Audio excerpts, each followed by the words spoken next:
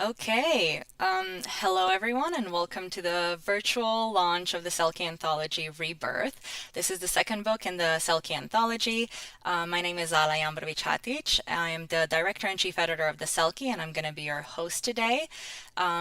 Today we have something really special planned for you all. So we have several of our brilliant authors reading excerpts from their work, bringing the anthology to life in their own voices and giving us an exclusive peek into their contributions.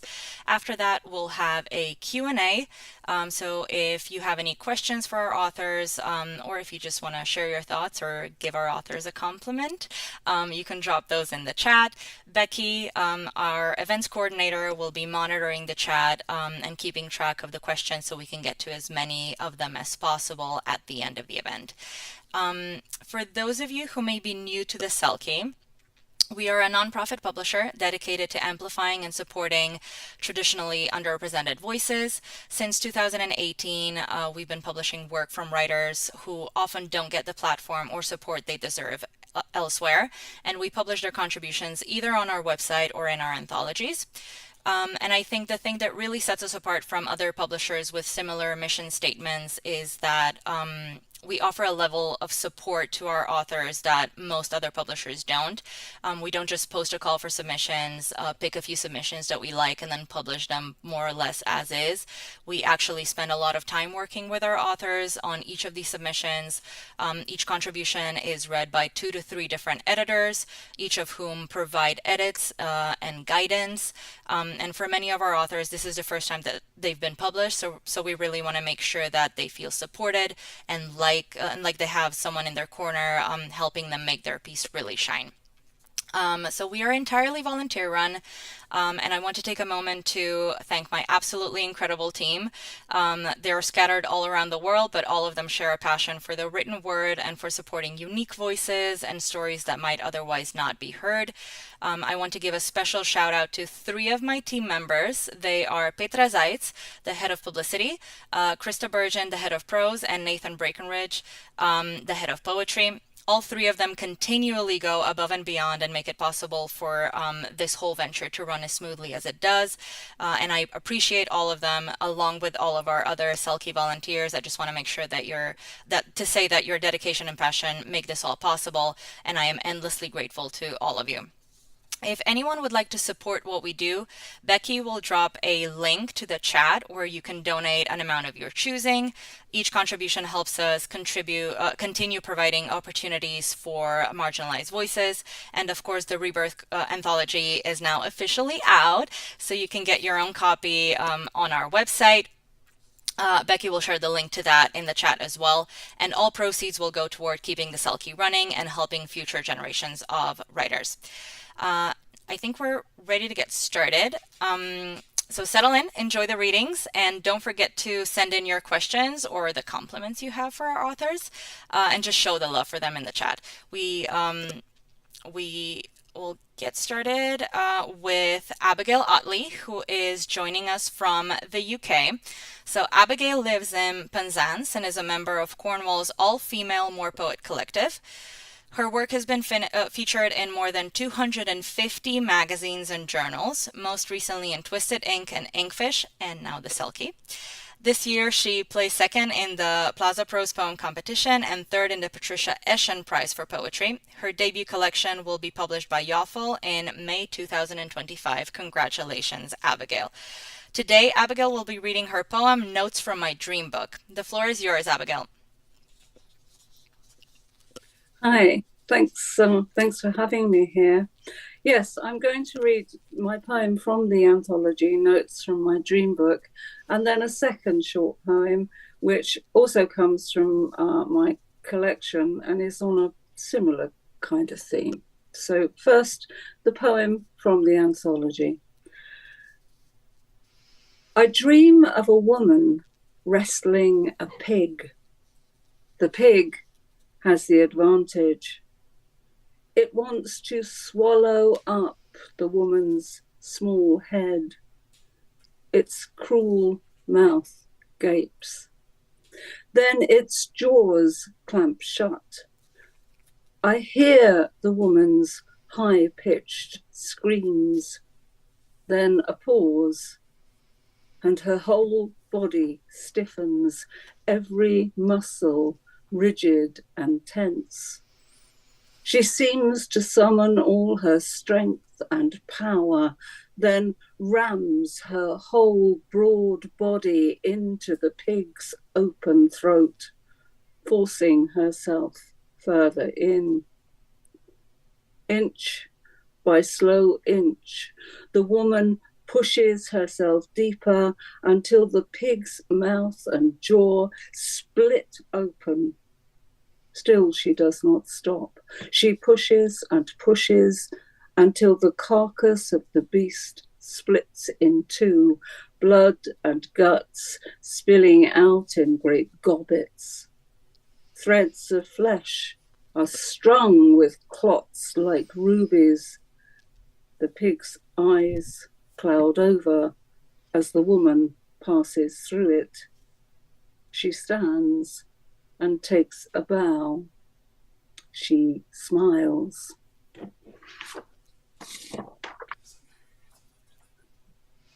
My second poem is also from my dream book, which is a real book. I keep a journal of my dreams. There's a bit of self-revelation here. This is called simply Delivery. They wheel me on a trolley to an aseptic room, white tiles and stainless steel, a lofty ceiling. Fluorescent strip lights jab their spiteful fingers. They will blind me if they can. Relax and breathe deeply. Gas and air is what I'm promised, but I can smell lilies by the armful. I'm alone and unsupported in the final stages of labor. They want to cover up the stink of my death. I have been pinned by some device to a hard, narrow bunk. They have manacled my wrists and my ankles. Through the pale, taut skin of my shrink-wrapped abdomen, I can see the perfect outline of my child. Now my belly is covered by a thin cotton sheet, and a nurse insists I look at the monitor. One last big push, it's coming, she says. I am distressed that the child is a boy. All around, there are tinsel smiles and the hubbub of false congratulations. As I'm handed my newborn, the same nurse remarks, "This child is yet to utter a cry." A shudder in my arms is succeeded by a wail. The infant's mouth is open. A full set of teeth, as big as an adult's, slope backwards in its head like a pike's. Thank you. Excellent, Abigail. Thank you so much. I feel like Notes from My Dream Book, the poem that is published in the anthology, is such a unique poem, and you use very, very vivid imagery. And I was wondering, the woman's struggle with the pig seems symbolic, and I know that you said that this comes from your dream, but when you thought about, what you saw in your dreams and then put it into a poem, what does the pig represent in the context of this poem, in your mind? I think it represents a rebirth through trauma. I have a lot of trauma in my past, which I think is probably there in the pig. I've been consumed by that trauma. It's taken me many, many years to reconcile myself to it.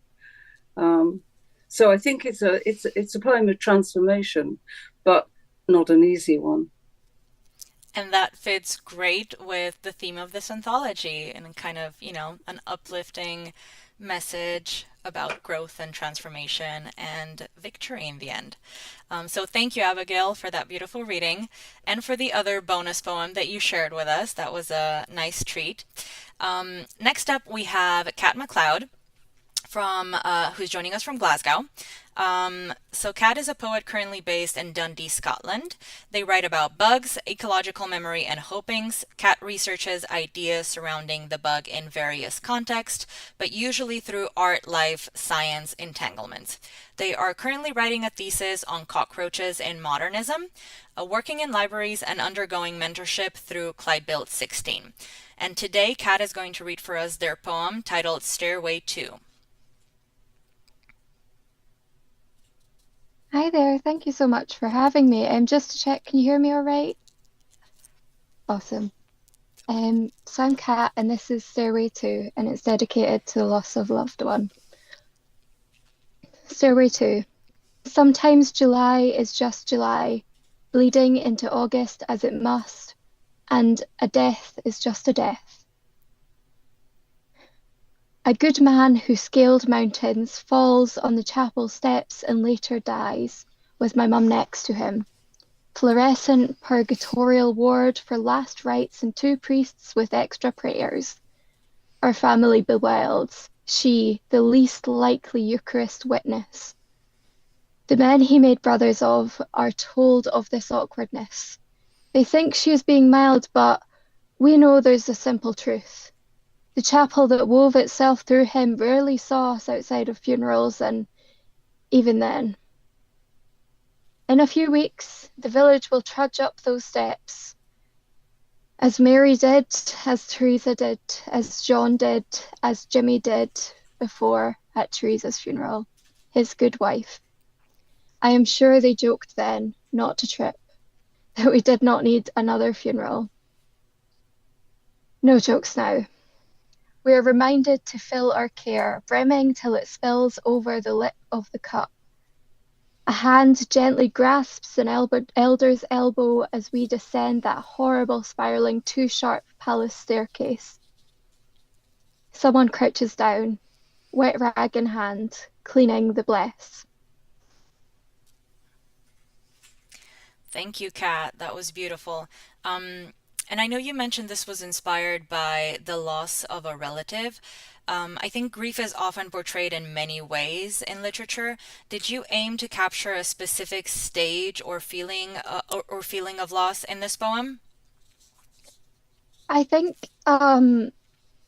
this loss was interesting because there was such a distance in it that I felt like not able to go through the usual mechanics of grief that we're taught to understand. I think that though we have language to describe the stages, it's a highly individual thing. So I was trying to capture that, and I think there's the names mentioned are family. Some of them are family members that I didn't even meet, and I don't really have any place to grieve, but I still miss them in a sense. So I was trying to capture what it's like to love and miss someone who you didn't know that well, if that makes sense. It makes sense, and I think it comes across really well. So thank you for sharing that with us. Um, Next up, we have Claudia Lang, who is also joining us from Glasgow. Claudia has been writing plays since her teen years, but her love of poetry came from being a part of the Traverse Young Writers, and she continued that high by studying creative writing at the City of Glasgow College. Her work focuses on reflection and healing, and she can often be found knitting. Yay, a fellow knitter! Claudia is going to be reading a poem, also, so this is our third poem of the event, and this one is titled Eat Me. Hi there, thank you very much for that. Hi, I'm Claudia, and I wrote Eat Me, which is a poem I wrote in regards to a really dark time in my life. And this is my first poem being published, so I thank the Selkie for this opportunity. He approaches. I open my arms wide, welcoming, inviting him into my embrace. I'm ready to give love unimagined. I do not receive that grace. I am met not halfway by his hands on me. He takes sections of me, ripping my flesh off me. He chews on my fat, drinks from my veins, my innards feel his pull. I have served my purpose for him, he'll leave when he is full. I can feel his breath on me, reaping the insecurities of me, wishing he would just get off me. I was told that I would feel better if I gave my body away, but I'm left with punctures, tears, and bruises. My vision is cloudy and grey. I can feel the blood on me. He's taken every part of me. Please, someone get him off me. The next man comes along. He's disappointed, it's grim. I have simply nothing but my skeleton to offer him. He'll try to take the pain off me, but he does not know of me. There is too much weight on me. Thank you for sharing that with us, Claudia. I think this poem is really, really powerful, and I was particularly struck by your use of repetitive structure in the four stanzas, which almost read like a chorus with subtle variations. Is this a technique you often incorporate into your writing, or did it emerge naturally for this piece? Came very naturally. I think I come from a background of writing plays, so I do love a Greek chorus. But this came around. I was messing around in the college library, and the way I write anything is I like to call myself an improv writer, where I just kind of vomit on a page and then I'll go back in and go, right, okay, let's see what's coming from it. And it was off me and on me where it kept repeating, and I thought, okay, right, let's see how we can kind of mold this into something. So it came about quite naturally, which is it's always really exciting when it comes about like that. Yes, it is. I agree with that. It's nice to kind of just get to sit back and discover the poem or the Yeah, story, yeah. so to speak. Okay, well, thank you. Our next reader is Evita Arakelian. Evita is joining us from Armenia, and she has had her poetry published in several literary journals, including a New Ulster, Pulp Poets Press, Eunoia Press, and Westward Quarterly. Her poem, The Memory of a Star, has been nominated for the 2022 Pushcart Prize and Best of the Net Anthology, which congratulations, Evita. She has also won the Square Performer of the Year accolade for the performance of her poetry in the 2023 One Square Meter Festival, hosted by the Armenian Center for Contemporary Experimental Art. Today, Evita will be reading from her poem, Sunrise Seen Through a Smashed Up Music Box. Thank you very much for that. Yes, I'm Evita, and thank you for the introduction, and thank you for the wonderful support that the Selkie team has offered all of us. So yes, I'll be reading Sunrise Seen Through a Smashed Up Music Box. I have plucked off the kitchen floor tile by tile. I have whitewashed the paint off the walls. I have made a patchwork duvet of rejected calls, of the colourful palette of jackets on turned backs, of spammed hellos and refrigerated pleas for help. I have taken pincers to the weeds that passers-by have planted in my garden and made a bonfire in the middle of my dining room. I have fed it with pamphlets and manuals, booklets and maps and guides. With the unsolicited shovels others have forced into my soil, the soil that only I know. The shovels wouldn't burn, so I have bent them into skinny ballerinas, like a jazz classical medley of Modigliani and Degas. I have rolled up the paintings that used to blurt out blazons of angels, rolled up the carpets I had prostrated under strangers' shoes. I have smashed up the music box of my ribcage, wriggling out of corsets, posture correctors, halos. I have peeled off my own face, wrenching away ordained sunglasses. I have seen the sunrise, and I must say, it was a tangerine, sprinkled with sea salt and left to melt like butter at the heart of a yawning volcano. It was a black cat opening its orange azure eyes. It was a lazy modulation, a fluorescent kite languishing in the arms of the horizon. It was, in short, more than guidelines, stories, research findings. Not unlike me. Thank you very much. Thank you, Evita. This poem has so many striking images and creative turns of phrase. Some of my favorites include a patchwork duvet of rejected calls and the colorful palette of jackets on turnbacks. And I was wondering, how do you come up with these? Do you have a process for coining these phrases, or do they kind of just strike you in the moment? Oh, I have this writer's notebook that I kind of carry everywhere, really tattered notebook. So first of all, I'd like to start by saying I'm really happy that you liked the images. And usually avoiding cliches and, dead metaphors is a bit of a struggle for me.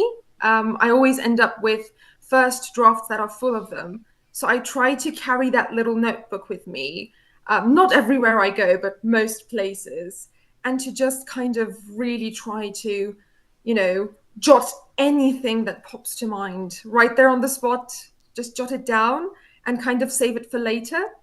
So yeah, most of the time I kind of scribble pages upon pages of nothing that I'm ever going to use, but sometimes, some of these images come from there, basically out of my struggle to avoid cliches. And yeah, so mostly it's just the notebook, to be honest. That's great. That's a piece of advice that I've heard several experienced writers give, and I'm really glad that it's working for you because clearly it's working very well. So keep on doing that. Thank you very much. Of course. Next up, we have Judith Shapiro, who is joining us from DC in the USA. Judith is a writer who spends half the year on the opposite coast, confused about which way is north and marveling at the sun that sets on the horizon instead of rising. When the novel she's writing looks the other way, she secretly writes anything else. A Pushcart Prize nominee, her work appears in the Citron Review, Moss Piglet, the New York Times, The Sun, and elsewhere. And today, she's going to be reading the first prose piece of the event. It is a short story called Regrets. Hi, I'm Judith. I'm really delighted to be here. Regrets. I have regrets. Dissertation unfinished, marriage gone south, savings account that never materialized, embarrassing email sent to the entire staff, a lifetime of blunders. And I dream, not big dreams, not wish fulfillment dreams, as my mother was always quick to identify analytically, disparagingly when I shared one. Not awake dreams like the ones people put on their vision boards, in dream boxes, wish boxes, or whatever those things are called. Little dreams, like the one where I went downtown wearing my pajamas in the middle of the afternoon. A short errand. I needed cardstock. I don't know what the project was, but it definitely required cardstock, something I have reams of in my waking life. Maybe it actually was a wish fulfillment dream. I do always crave more. I was waiting at the light to cross the street on a bright sunny day, in the pajamas I got for Christmas 6 years ago, green with snowflakes. People paraded all around me in their city attire, business casual costumes, men in suits and sensible black leather shoes, women in slacks, skirts, dresses, some in not so sensible shoes. I never did see what I had on in my feet in that dream. My pink bunny slippers, turquoise flip-flops, no shoes at all. I'll never know. I'm reminded of a Roz Chast comic I saw years ago about a girl with sensible shoes. As I picture it, homely Oxfords offer advice to the wearer. Look both ways before crossing. A penny saved is a penny earned. Did you remember to brush your teeth? Probably more clever lines than that. She is Roz Chast, after all. I am in awe of Roz Chast, want to be as brilliant as she is, have twinges of envy when I delight in her work. Ross Chast has an amazing can collection, supermarket cans, unopened, intact, carefully curated and displayed in a bookcase, stacked on top of one another. Turquoise and yellow fruit cocktail, brown and green sweet peas, bright red tomatoes, all-day breakfast, and the full Monty. My favorite, school days, cut green beans, featuring a childlike drawing of a yellow helmeted rugby player, right leg extended straight in front. He wears a red sweater with the letters SD. Clearly, he's playing for the team. Not the smashed ones that I used to collect. Those two were special to me. My cans were discarded, knocked about, flattened by cars, left by the side of the road for me to find, to save. I loved my cans, even if my family called them garbage. But when we sold the house, downsizing, along with Grand's china, they had to go. And unlike the china that I sold for $100 on the marketplace, nobody else wanted them. I miss my cans. By now, I'd bet I'd have the biggest squished, mangled can collection in the world. Maybe, maybe not. With the internet, word travels fast. Anything's possible. Some dirty can collector in the UK might have gotten a whiff of my application to be in the Guinness World Records and topped me. But that wouldn't matter because mine would be in a special exhibits room in the Hirshhorn Museum. I'd construct a giant map of the United States on the wall, pinpointing each aluminum treasure's birthplace, death place, rebirth place to me. It would be striking. I'd clean the gross leaves and dirt from each can to reveal its uniqueness, its quirkiness, its beauty. I can see visitors as they stop in amazement at the entryway, attempting to take it all in, the gestalt. Then curiously, slowly, they move about the room, having a closer look. Not at every single can, just the ones that speak to them. Regrets loom large. This is one of them. Thank you, Judith. I love how this piece focuses on regrets, but not on the big life-changing decisions that most people will think about when asked what it is they regret in their lives.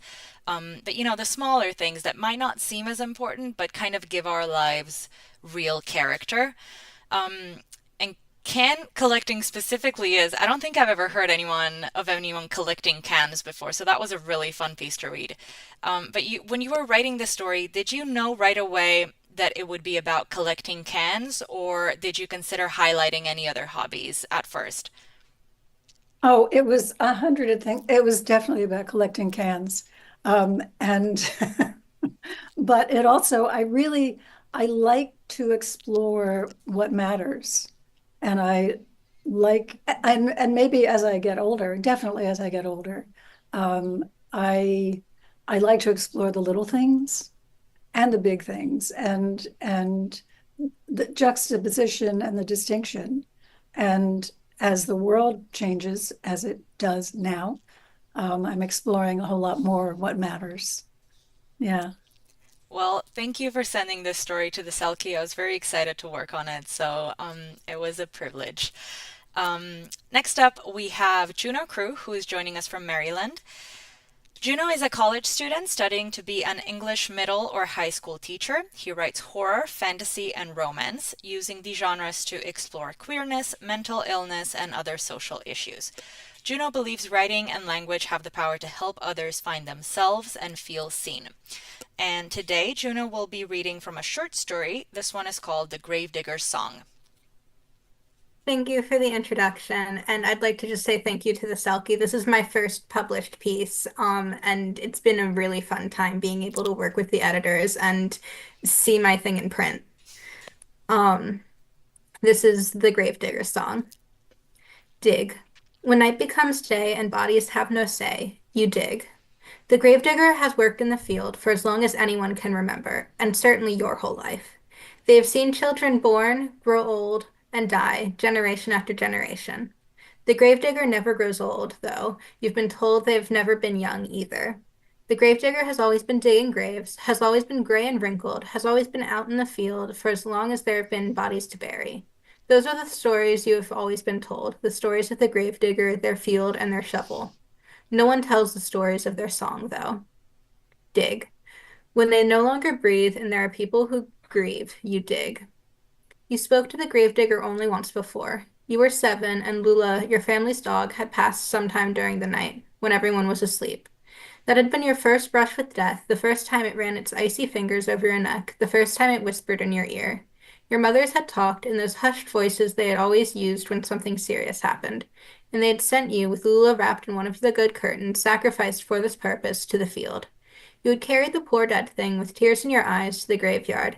The gravedigger had met you on the edge of the field, cocking their head in question at the bundle of dog and blue lace curtain you held in your small, trembling arms.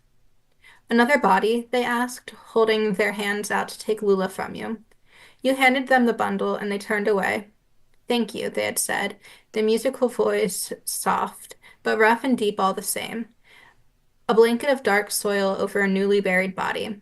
I will take good care of your friend. You had watched the gravedigger work. They had placed Lula down on the ground with all the care someone would use had it been their own beloved pet gone cold and still. Then they grabbed the shovel, the one that had been stuck in the ground. You had missed the sight earlier, but there is no missing it after the gravedigger grabbed the thing.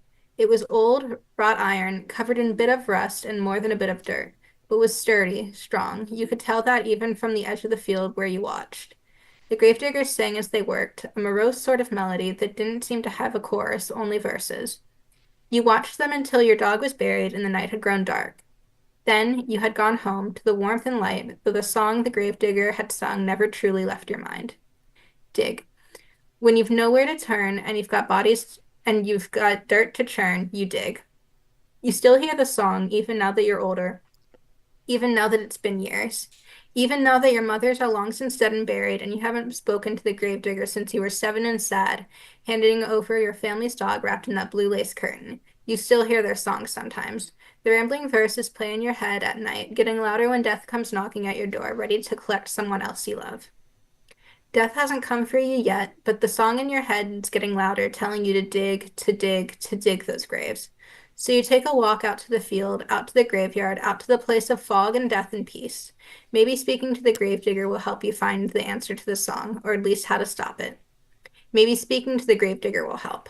After all, the song had gotten louder when your mothers died, when the neighbors spoke to the gravedigger for you, when you were too choked by grief to do anything but watch from the window of your family home as the gravedigger took your mothers away. Just like last time, the gravedigger meets you at the edge of the field. You do not bring the dead with you. It's not a question. I don't, you reply, but I have a question. The gravedigger cocks their head to the side. It reminds you of a dog, of your dog, of the first time you spoke to the gravedigger, the first time you heard that song. A question? The song you sing, I can hear it, still, even after all these years. Why? You can hear it? The gravedigger takes another step towards you, looks at you with wide, weary eyes, studies you for a moment while you muster up an answer. I can. The gravedigger turns and beckons you to follow them. You do. The soil is soft under your shoes, the grass lush and green where it grows. The gravedigger leads you to the shovel stuck in the ground next to a fresh gravestone and a coffin. You can hear the song? The gravedigger asks again. I can. You look at the field, covered in fog and grass and soil dark as night. You can't see the edges of the graveyard anymore, swallowed by fog as they are. You're like me then. The gravedigger takes the shovel, meant to dig graves, meant to sing the song, meant to look after those whom death brings us. That doesn't make sense. I can't be. I'm not like you protest, even as you take the shovel they hand you. If you hear the song, you are. Dig. You start to dig. I've been digging for so long, the gravedigger says, sounding weary, sounding tired, sounding elated. Thank you. Thank you, gravedigger. Thank you. Gravedigger. That's a title. That's your title, if the old gravedigger is to be believed. And as your shovel hits the earth, pulls up dark soil, making space for the ones death has taken, you start to sing. The gravedigger walks away, fading into the fog as you begin your work. Dig. When death brings them in and there are worms on their skin, you dig. I knew right away when I started reading this story, before it was even accepted for publication, that it was going to be one of my favorites. And I especially enjoyed the few verses that we get from the song. But I'll admit I had some trouble deciding how the song would sound. So I'm curious, did you have a specific melody in mind when you were writing this, or was it just words on paper for you? It was just words on paper for me, honestly. I um I love music, but I'm not good at writing songs. I can't do rhyme or melody very well at all. But I know what words sound good together. So that's mostly where it came from. I can't think of a melody that would work either. Okay, that makes me feel a little bit better about my inability to come up with a melody that would do it justice. Next up, we have Kirsten Storey joining us from Australia. Kirstin is a transgender woman living on the Aboriginal lands of the Australian Capital Territory. She works in protecting the environment for future generations and is just finding her voice and passion for writing. She loves cats, but her living situation doesn't allow for one, so she is often found roaming the neighborhoods for kitten hugs. And today, Kirstin will be reading from a short story called Those Two Words. Hi, thank you. Thanks for having me. Like Juno's, this is my first piece that I've ever got published. So yeah, thanks for everything that you've done to help get it to here. So it's just an excerpt from my story, Those Two Words. It was a Friday night the first time she ever looked someone in the eye when she said those two words. I'm trans. Before then, she'd only said them to a screen, in closed bedrooms, or empty kitchens, to pixels flickering to represent a person, a therapist sitting on a hot night, thousands of kilometers away, while she shivered in the cold of a kitchen not yet warmed by the winter morning sun. Even then, the fights she'd had with herself were intense. She would tear off parts of her brain. He would rebuild the walls taller and stronger so she couldn't escape. Ultimately, she'd grown just strong enough to seep through the cell walls to say those two words to those pixels. Now, though, here she was, hearing herself say them to the doctor sitting next to her, not in a private cubicle, but in an area next to a nurse's station with security guards close enough to overhear while waiting around for the opportunity to intervene in some drunk guy's outburst. The doctor, assessing her neck, asked if she felt any pain as he prodded and poked. She replied it only hurt when she swallowed. He left, and she waited. When she'd left the dorm room in which she was staying, in which it had happened, she'd only taken her phone, room key card, and charging cable, just in case she wouldn't be back for a while. She was dressed in shorts, t-shirts, and flip-flops, and inside the hospital, the warm Sydney night air was replaced with cold air conditioning. After a while, she started shivering, and a nurse offered her a blanket. Over the next few days, I say those two words countless times. Each time their power fades a little more. Yet I prefer to look out the window as their shape leaves my mouth. I'm ashamed, and each time the shame threatens to steal my words. I tell myself I am not enough, that no one will believe me when I tell them who I am. This thought visits often like an old friend. We pick up the same conversation and repeat it every time we see each other until it becomes fact. After it had happened, she didn't know what to do. Distraught, she paced around the room, rechecking the mirror to prove she still saw herself there. She felt sick every time she saw the deformed clip that had bent under her weight. She tried to call her girlfriend Jamie. Hearing her voice would reassure her that she was still alive. But she knew Jamie was out for the night and only got voicemail. Her recorded words, cheerily asking her to leave a message, weren't enough to make her certain. She thought she should just go back to bed, wake up in the morning and continue with the conference as if nothing had happened. But what if she didn't wake up? What if the act of falling asleep was all it took to finish the job she'd started? Like in a prison, I don't ask why anyone is here. The first few days I looked perplexed at the two oversized stainless steel light switches in the ensuite bathroom. The lights and extractor fan are on a sensor and come on automatically, turning themselves off after 20 minutes or so. Still, these two comically sized switches gaze out into the tiled bathroom. It isn't until the third day, when I work up enough courage to try them, that I understand. The first one, by the basin, is surprisingly stiff and takes some force to move, but once flipped, nothing happens. The second, higher and to the left of the shower, reacts in the same way. The only thing they activate is the realization that they are not switches, but hooks, designed so they couldn't carry the weight of, say, the body. One day I sit down with my lunch at a table opposite a guy who was admitted a few days after me. Rarely for me, especially here, I'm keen to talk, and after a while he tells me he's a trans man. I know this already. I noticed as soon as I saw him, but act like it's new information. Cool, I'm going the other way, I say to him. I was wondering about this gorgeous trans woman sitting in front of me, he says, and I can't hear any sarcasm in his voice. I blush slightly and start to cry, not only because I'm sad, but because I feel a deep sense of being seen, perhaps for the first time, seen through someone else's eyes the way I long to see myself. Beautiful. Next mealtime, I avoid him, not because I want to, but because I'm certain he's changed his mind and no longer sees me, but the body I'm wrapped in, and because I'm no longer sure I see myself. A few days later, he leaves, and I don't see him again. Thank you for sharing that with us, Kirstin. Um, your story is really, really interesting in the way it jumps back and forth, both in time and in point of view. And it can be a little bit confusing at first to kind of you until you as the reader find your flow and kind of figure out what's going on. But the payoff is really good. Like when I finished a story and piece together these pieces, almost it was almost like a puzzle. I got like the comprehensive idea of what it was actually about and what actually happened, and I was curious, how do you think the structure enhances the emotional impact of the story?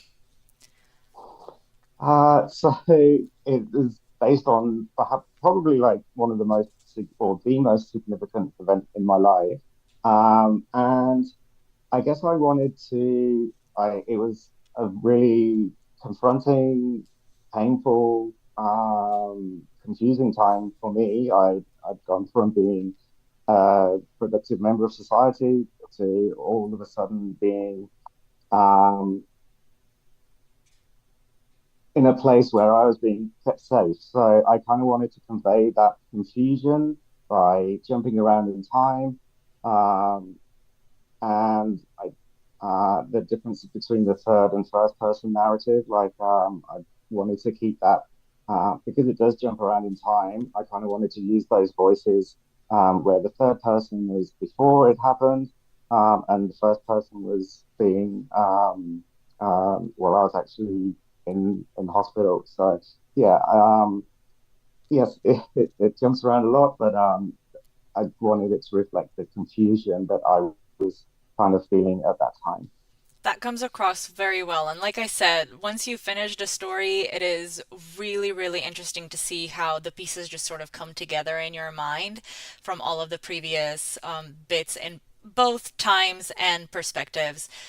So I thought that was really, really well done. Do you usually enjoy nonlinear storytelling, or did this piece kind of change your perspective on it? Yeah, I think this piece definitely changed my perspective of it. Yeah, normally when I'm reading, I don't enjoy that much, but yeah, this time kind of like it does have its merits. It kind of, I think, when you first write a story that jumps back and forth, either in perspective or in time, it kind of gives you an insight into, oh, that's why all of these other people are doing it. That was the thought process behind those decisions. So yeah, that's really cool. Thank you for sharing. Thank you. Next up, we have Laura Scotland, who is joining us from Scotland. Laura is a speculative fiction writer from Canada and Scotland. Her work has been published in Shoreline of Infinity and Glittery Literary. In 2020, her short story, The Chrysalis, won the Chimera Shoreline of Infinity Prize for Speculative Short Fiction. That is a huge achievement. Congratulations, Laura. She works in the third sector, and today she's going to read from her short story, which is called Matriphage. Thank you, Zala, and to the whole team at the Selkie. It's been a real pleasure working with you on the Rebirth anthology. Hi, everyone. I'm Laura, and my short story, Matriphage, is about a charity shop donation, a black silk dress that transforms a wounded young woman into a stronger version of herself. The excerpt I'm going to read picks up the story just as the young woman, Bee, tries on the dress for the first time. It fit perfectly, like it had been made to measure. The satisfaction was intoxicating, and for the past hour, Bee had been standing at her full-length mirror, drinking in her reflection. The hem of the skirt brushed her ankles. The fitted bodice hugged her waist. A layer of glittering organza accentuated her shoulders and the curve of her neck. Bee preferred to hide her childish body under thick hoodies and shapeless trousers, but as she looked at her reflection, exposed and embellished in its exquisite wrapping, she began to see how wrong she had been. She was perfect, a pillar of pure black, except the only flaw was the turquoise in her hair. Suddenly filled with revulsion, she ran to the bathroom and flung open the mirrored cabinet. Tossing bottles and ointments aside, she unearthed a pair of scissors and began hacking away the offending color until her scalp was shorn to a fine, scrappy fuzz. She noticed a flash of white at her ears and removed her earbuds, letting them slide from her palm to the floor. She returned to her room, running her hands over her head and twirling the long skirts like a child. She felt free, purged of imperfections. Now it was only her and the dress. Looking greedily into the mirror, she saw patterns in the silk she hadn't noticed before. Moons and constellations, leaves fluttering as she moved. Tiny scuttling insects, butterflies, moths, dragonflies, beetles with opalescent shells open in flight, bones, severed limbs dripping blood, faces twisted in agony. Each shape seemed to be painted onto her skin, covering her in a lace of black tattoos.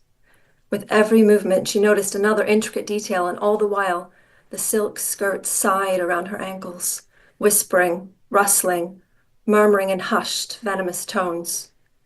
Bee's vision blurred in and out of focus. She felt incredible, bursting with raw energy and life. The dress was the best high she had ever experienced. Wearing it, she was beautiful, powerful, invincible, worthy of 1,000 doting mothers who would never dream of leaving her. Twirling to her speaker, she turned up the music full blast, filling her bedroom with pounding rhythms and furious lyrics. It was Jack Off Jill this time, screaming defiantly until the walls of the flat shook.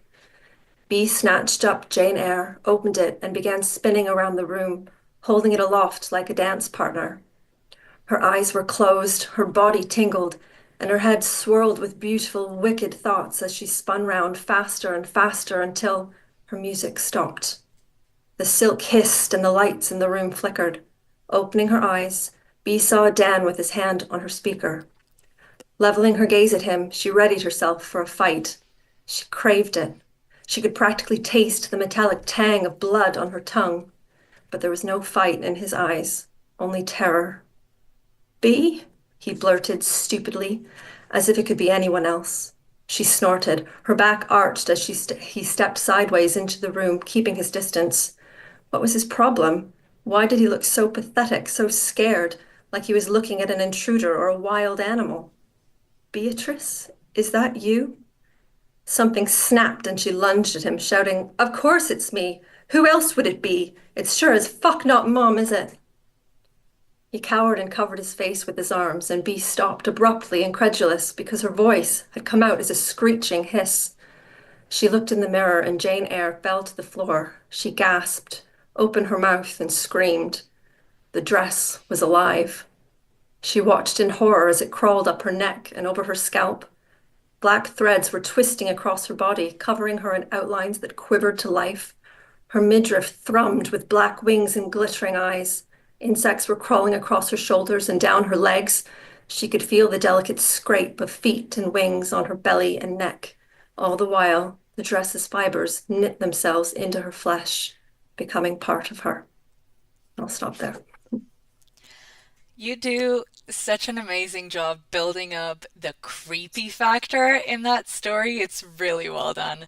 Um, the idea of clothing changing or possessing someone has deep folkloric and literary roots. Were you inspired by any specific myth or legend or story when you were writing this?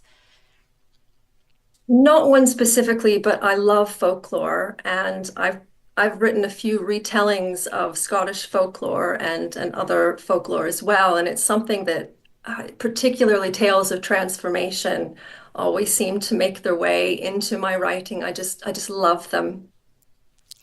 If the dress had a consciousness or a voice, how do you think it would describe itself and its purpose? Wow, what a question. If the dress had a consciousness, um, I think that the dress is parasitic, and it is just trying to find something that its deep kind of anger it can use to kind of exist in the world. But it's also accentuating, I think, all the other qualities of the person it possesses as well. So I think that's answered the question. It does, yeah, thank you. I would honestly be curious in reading an entire book of short stories about this dress and how it impacts various people. Like, I think that would be a really, really fun thing to explore. I'll put that on my to-do list. Okay, well, thank you for that. Next up, we have Lyssa Greywood joining us from the UK. Lyssa is a queer non-binary poet living in Stoke-on-Trent. They are a Staffordshire University alum currently pursuing a thesis exploring gender and sexuality in live-action role-playing at Manchester Metropolitan University. Their two cats, Apollo and Calypso, are steadfast companions throughout their journey to live forward. And today, Lyssa is going to read from their poem titled Aberration. Thank you so much, Lala, and thank you to the entire team at the Selkie. This has been my first poetry publication in about 10 years, and it was really the start of kind of a new start to my career for me, and things have gone really well since. Speaking of Apollo and Calypso, Apollo is in my lab, so he is very much involved. And I will now read Aberration for everybody. I hope you enjoy it.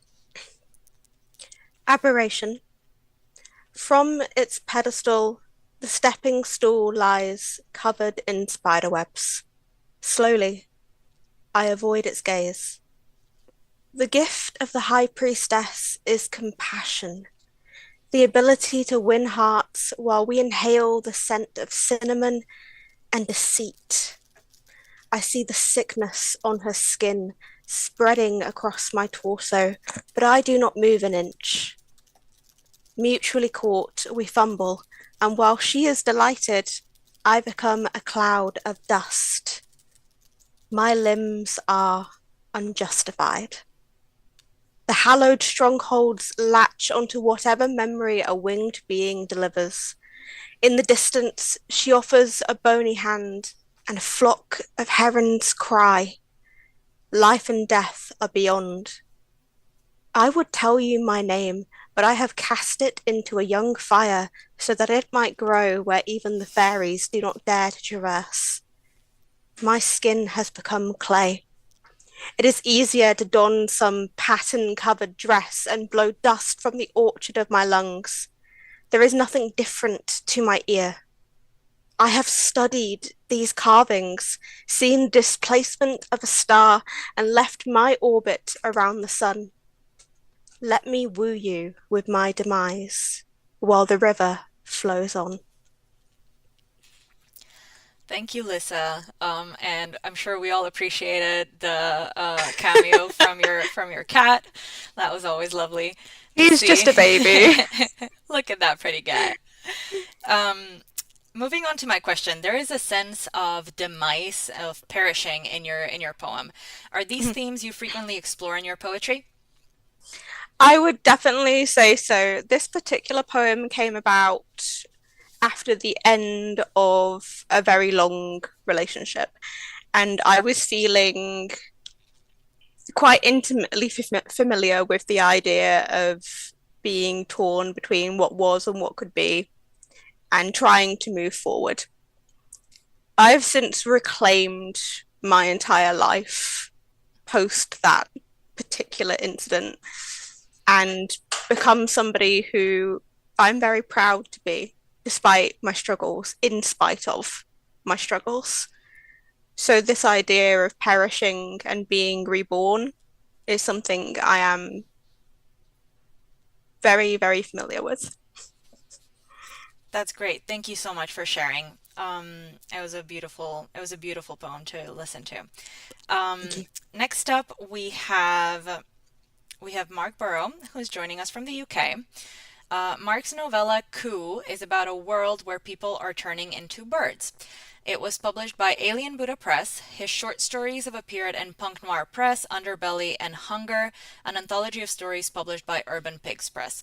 He lives in Brighton, UK, and he will be reading for us from his short story Life and Death of a Power Station. Thank you. And yes, absolutely. I'm delighted to be included in the Rebirth anthology. So thank you for all your hard work with the editing process as well. Okay, Life and Death of a Power Station. So this is an extra. In short, in this section, the narrator is meeting up with an ex-girlfriend for a fling. Just content warning, sexual intercourse, violence and swearing. So I just thought I'd flag that in advance.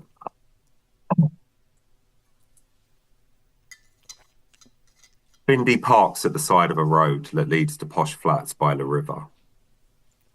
What were you doing hanging around here, she asks. Fancied a stroll, I say. You're weird. The power station looms high over us with its dark brown bricks and creamy chimney stacks. A gang of us used to go into the derelict building as kids, looking for Satanists. The rumour was that devil worshippers used to make animal sacrifices in there. I heard about Danny, she says. I was in the pub with him earlier. Won't he be arrested? Probably. She pulls out a cellophane-wrapped lump of resin. You want a spliff, she says. I have this sense that there's no connection between us anymore. We're going through the motions of knowing each other. Not really, I say, leaning over to kiss her. We climb into the back seat. I push a crumpled cardboard tray for chicken nuggets into the footwell, sweeping off crumbs and shredded lettuce, and pull down my jeans and boxers. She removes her underwear and sits across my lap. I don't ask if she's still on the pill. When our mouths come together, it reminds me again how dull the other girls are. I know that Bindi is using me, that she came back from university and has a low boredom threshold. She's one of those people who can't stand to be on their own. She'd rather get stoned and sit on my dick than stay alone in her room. Except I'm the one who messaged her. I wonder if she has any real feelings left for me, if she's thinking of me when she's with Patrick or whoever. Being with her now is better than ever. There's no one like Bindi, the way she kisses. Only the power station is dead. Mum has lung cancer. The devil worshippers were never found and Dad vanished into thin air. Danny will lose his job and have a criminal record. He was only hired because his uncle was in the union. He was never passing the aptitude test. As for me, I'm too old for a kickabout with the boys on the grass, and I'm a bit of a thickie, living with my mum, a regular in the builders, common as muck. I whisper in her ear, you reckon you're better than me, don't you? Shh, she says. I stop kissing and look at her. You think I'm a joke, right? She laughs. What are you on about? I go in for a rough kiss and grab her long blonde hair and yank it. She breathes harder, liking what I'm doing until I switch from licking her ear to biting it. You're hurting me. You always did, didn't you? Did what? I bite harder. Ow. She rolls off me, holding her earlobe. That really fucking hurts. What's your problem? I sit there, motionless. What the actual fuck, she says.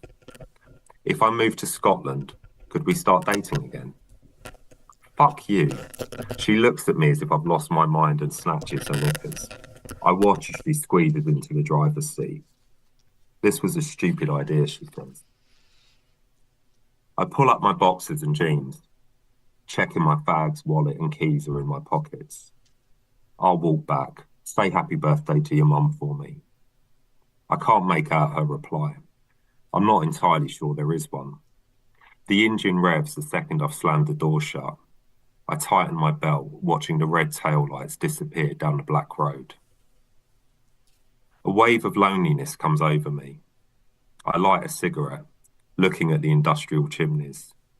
She'll drive home and message one of her la-di-da friends, spread on her double bed with its floral duvet, a poster of Bob Dylan in his pre-electric days on the wall. She'll do some studying the next morning and borrow money from her father to buy a present for her mother. She will do a year of study in America as part of her degree. After graduation, she'll return to the States and work as a financial journalist for a hedge fund magazine. I'll stay on the estate, caring for Mum until the day comes when I have to bag up her clothes and take them to the charity shop, get the oven collected for scrap, sell her furniture. Streetlights shimmer on the oily tarmac. I won't see Bindi again. The Royal Mail depot will be closed down. I'll take redundancy, do an apprenticeship as a gas engineer, move out to Kent. My insides are the same as those giant chimneys, dirty and part of a bygone era. I so wanted to go down onto the grass earlier and have a kickabout with those boys. Time passes and I don't like how it makes me feel. That's it. Thank you, Mark. You kind of finished with the idea of football, so I wanted to kind of ask a question about that. Football seems to symbolize a shift in the protagonist's life. Was there a particular reason you used it as almost like a marker of growing up? Yeah, good question. Because it starts with him wanting to play football on the grass. Yeah, look, I think, I mean, this is in the background of the story, but in my mind, there's a point where you play football a lot as a kid. Maybe you have dreams of being a professional, and then you kind of lose it. And it's just one of those things where you might play it a lot as a kid. You get a bit older, and it's just, for me, it was just him losing touch with playing football was also him losing touch with his youth, I guess, and that sort of moving on. Okay, thank you. I was curious about that. Right. Next up, we have Phoebe Bush, who is joining us from Essex.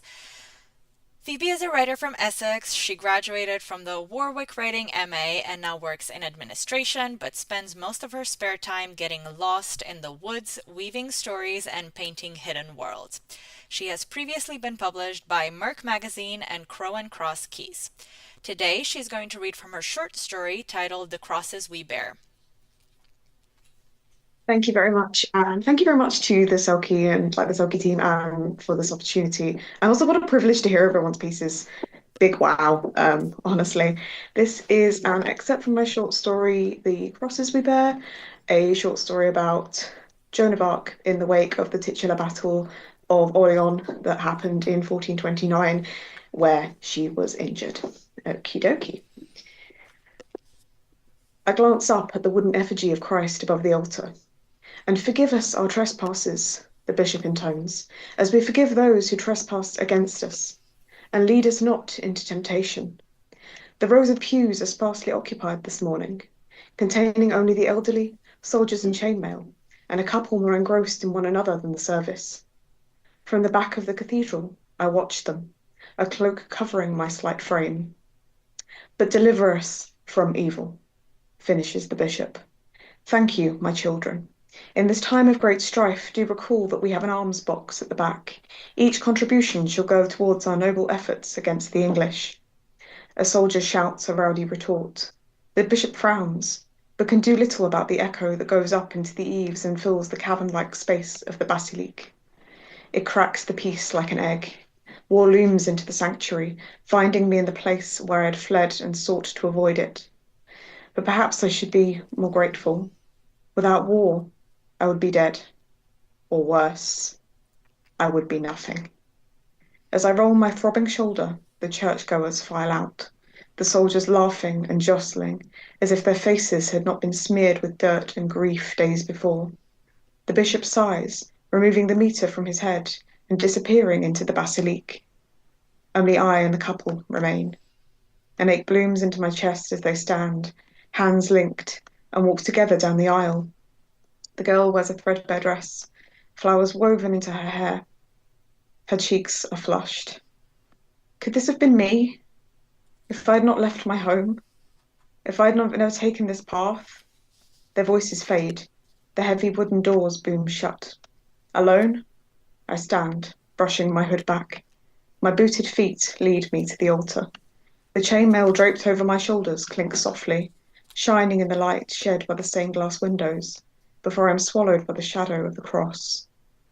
It is there that I meet the low-lidded eyes of Christ. I've done as you asked, I say softly, but your voice has been quiet of late. Tell me, where must I go from here? He looks sorrowfully at me, blood and tears leaking down his carved face. I hesitate. Does my road end at Orleans? Monsieur? The bishop re-emerges through a nearby arch, and I flinch, pulling my hood back up. Is there anything that I can help with, monsieur? No, I say, pitching my voice down. Good day, father. Before he can ask more, I stride down the long aisle and back into the light of day, to a scarred city attempting to heal. Orleans itself was shaken by siege, even if the most of the fighting was at the Fort de Tourelle and the bridge. My shoulder twinges at the memory of it, the clashes, the cries. Can a being with God's blessing be wounded? I had wondered, during the long nights afterwards in the physician's tent. It was how I spent my hours lost in thought, while soldiers beside me thrashed in their sleep and cried for their mothers. It is a thought I push aside as I swiftly descend the cathedral stairs and move warily past people picking around in the ruins, peddling their wares. These are the streets where I pressed loaves into dirtied and bloodied hands only days before. But today was to be mine, and mine alone. My path takes me down past the university and towards the gatehouse, where the military officials are encamped. It is there that I begin to turn heads, first in suspicion, then recognition. Whispers follow, stories spun as though on a loom. Jeanne, they say. Jeanne, Jeanne, Jeanne. Joan, the English say. Like the final knell of a church bell. Joan. Thank you very much for listening. Thank you, Phoebe. It was really interesting to experience this very famous story from the point of view of Joan, and kind of see her insecurities grow, as well as her irritation at being overlooked once God stopped speaking to her. So I was curious, what aspects of Joan's internal struggle, faith, leadership, isolation, maybe something else entirely, did you find the most compelling to write? Yeah, thank you very much for the question. I think I found it a very interesting kind of write about her identity, I suppose, and how much of her identity was wrapped up in what she's had to become as a result to kind of save France, and how much of it was actually herself. It was kind of like tearing apart the bits and pieces. Who is Joan the soldier? Who is Joan the person? What is like, where is the overlap and what is the bit between, especially now that God's kind of been dispelled from the picture, really. So I definitely say the identity. It was a very interesting, very introspective, personal and also fascinating historical piece to write, and yeah, really happy to read a bit of it, so thank you very much. Well, it was certainly interesting to read it as well, so thank you for sharing. We're nearing the end of our event. We have 2 more authors to go. Rosie Beech is a writer, performer, and podcast manager from Scotland. She produces the literary podcast Yorick Radio Productions and has created and directed several audio dramas, including I Will Wait for You, produced by Star Radio in 2019, Communicable in 2020, and The Secret Saint in 2022. Rosie's short stories include Antique Spirit and Llewellyn's Last Stand, published by Jabberwocky Magazine, and I Curled with Bawkins, published by Crabapple Literary. Today, we will have the pleasure of hearing Rosie read from her short story, Salvage Me. Thank you, Zala, and thank you to everyone at the Selkie team. And it's been wonderful to hear everyone's writing, and I look forward to the last story as well.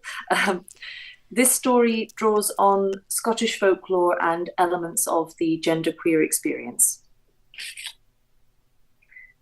Salvage Me.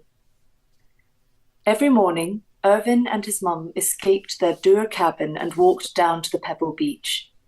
It was the only place where Mum was completely carefree. Her spirits lifted. They hunted for bright sea glass, swam in the shallows, and made up songs together.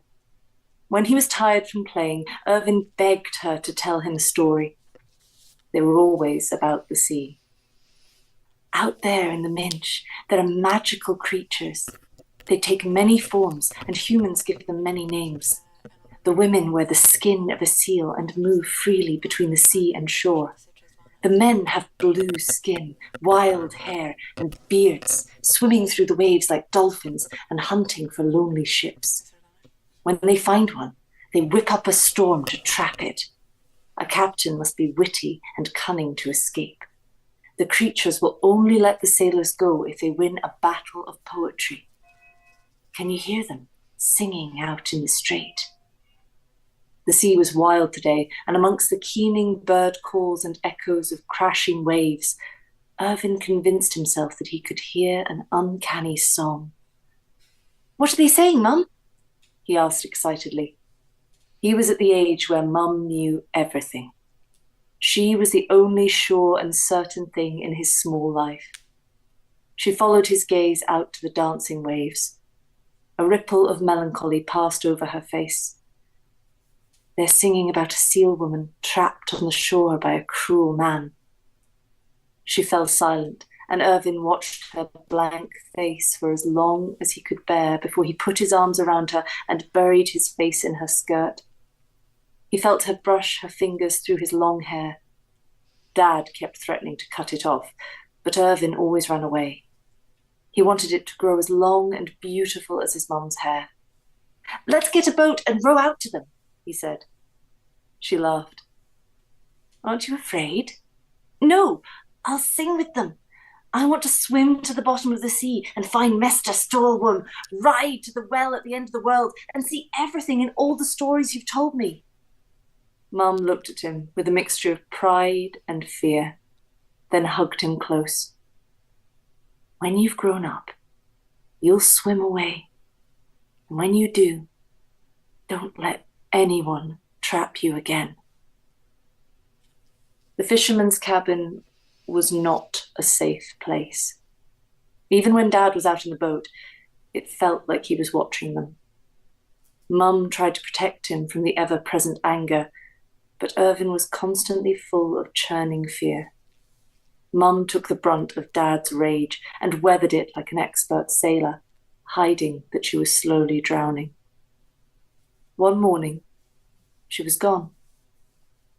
Irvin told himself that she had found her sealskin hidden in the rafters and escaped to sea, becoming one of her own stories. The flood she'd been holding back crashed upon him. He wasn't strong enough to fight when Dad caught him and cut his hair. And I'll stop there.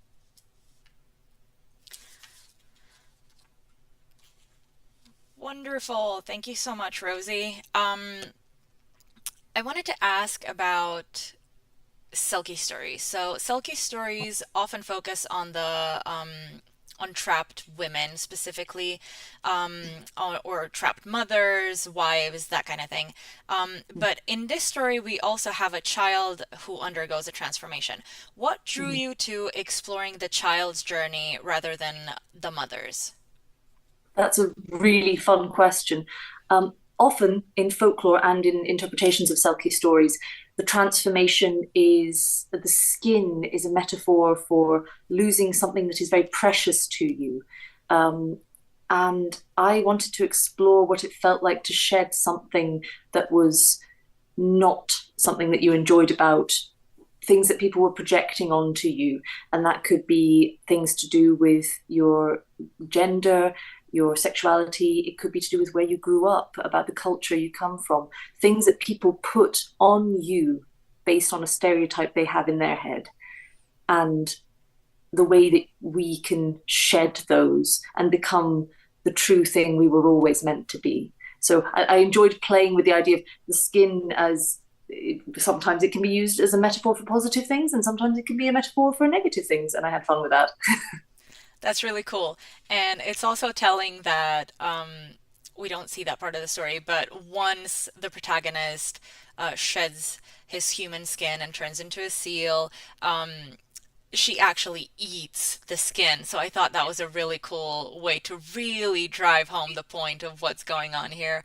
So that was a fun part to read. Glad. Our last author of the night is Shubhangi Bajpayee. We're gonna wrap things up with a poem. So Shubhangi is a writer, student, and performative storyteller. She is a student of literature and an aspiring human. She loves to read people and weave stories from their experience. And today she's going to be reading from her poem titled New World. Hi, Zala, and hi, everyone. Thank you so much for giving us this platform. And I am really glad that I got to hear so many great writers, poets, and authors. And this poem is very personal. It's a very personal poem to me. So, yeah, here's a piece of heart from my side to you all. New world. The mother came, brought me up, trained me for her world. Her world died, but I survived, and she did too. In my world, I didn't bring her up. I didn't meet her. In this new world, I was at a party, undressing myself for the world, to laugh. Alone, I came back and went again, until the party was no more. Then my world died too. And a new one came, neither mine nor my mother's, but my mother survived alone. As I was dying, she brought me and brought me up, trained me for this new world until she died. Thank you so much. Thank you. This poem moves through multiple worlds. Do you see these as literal apocalypses, metaphorical shifts, or both? I would say that a little bit of both, because there's been a lot of transition that the parents, like the generation of our parents, have seen. I feel like they are the ones who have seen a lot of changes, and there is so much that they had to go through and adjust with. And I feel like we do not play enough part in bringing them into or teaching them the vocabulary of our world than as much as they have done to, teach us everything that we know of our own world. Yeah. Okay. Well, thank you for sharing. This concludes the reading portion of the event. If anyone has any additional questions for the authors, feel free to pop them in the chat now. There is a little bit of a delay between the Zoom call and the YouTube live stream, so while we're waiting for those questions, if anyone has any, I do have one more question from our events coordinator, Becky, actually for everyone, for all of the authors.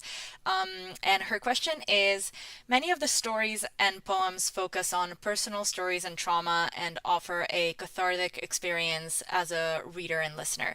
Did any of you find the writing process healing in a way, and in a way a sort of a rebirth? whoever Yeah, wants to go first. definitely. I feel like because I wrote this poem, it must have been about 2 years ago now, and so it was at a very difficult time in my life, and then I edited it a year afterwards when I was kind of at my happiest. And so it was very strange kind of revisiting this piece.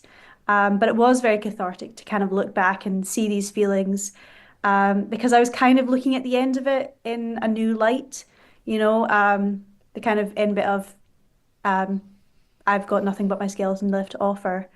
You kind of look and you're like, that's how I felt in that moment, and now it feels untrue, but it still exists in that little place. Yeah, massively cathartic to look back on something and relive those memories, but have that.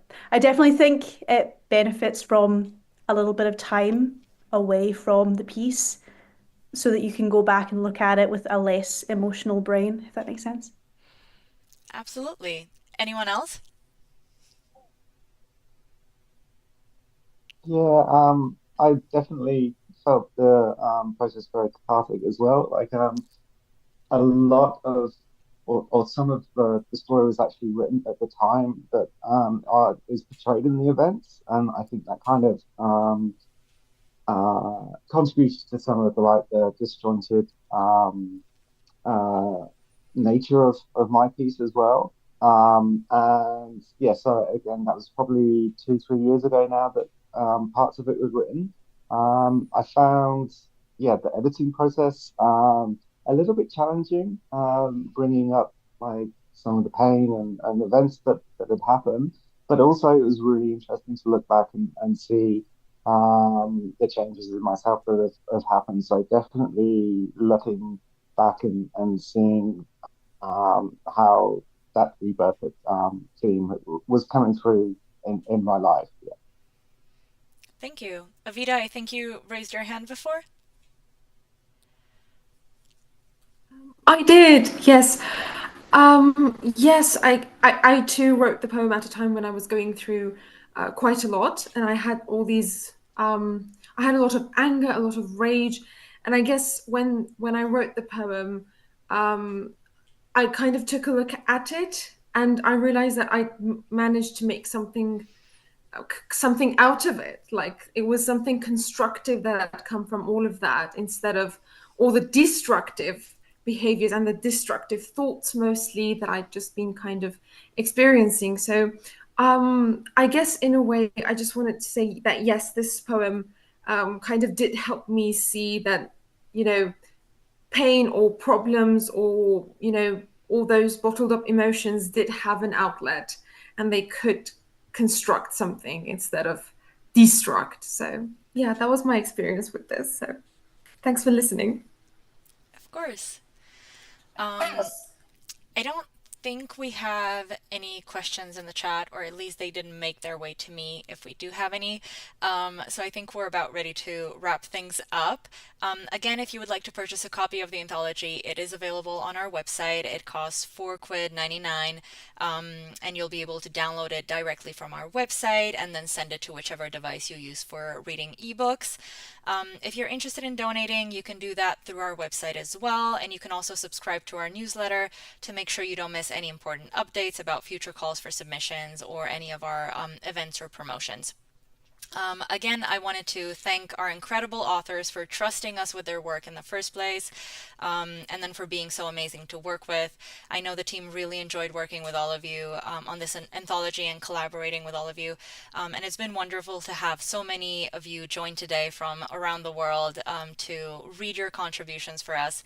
And then, of course, thank you to everyone who attended, for supporting these amazing creatives, and for tuning in from around the world. We really appreciate it.